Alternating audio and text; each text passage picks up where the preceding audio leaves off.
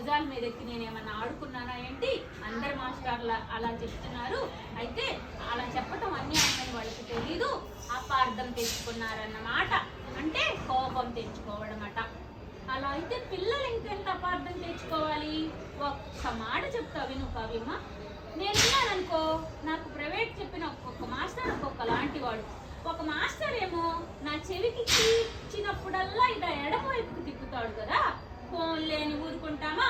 ఇంకో కొన్నాళ్ళకి ఇంకో కొత్త వాడు వస్తాడు, వాడేమో అదే చెవికి కుడి వైపుకు మెలి పెడతాడు, మళ్ళీ ఇంకో మాస్టరు ఎడమ వైపుకి తిప్పుతాడు. ఇలా అయితే చెవి పాడైపోద్ది కదా. అంతేగాని అయ్యో కుర్ర వెదవా వీడి చెవిని అది వరకు మాస్టర్ ఏమో ఎటువైపు మెలేసాడని అడుగుతాడా అని చూస్తాడు. ఎవ్వడు అడగడు, వాడిష్టం వచ్చినట్టు తిప్పుతాడు. ఒక మాస్టర్ ముందుకు తిప్పుతాడు, ఒక మాస్టర్ వెనక్కి తిప్పుతాడు. కొత్త మాస్టర్లు ఎవ్వరు నన్ను అడగరు, నీ చెవి ముందుకు తిప్పాడా వెనక్కి తిప్పాడా, పాత మాస్టర్ అడగడు.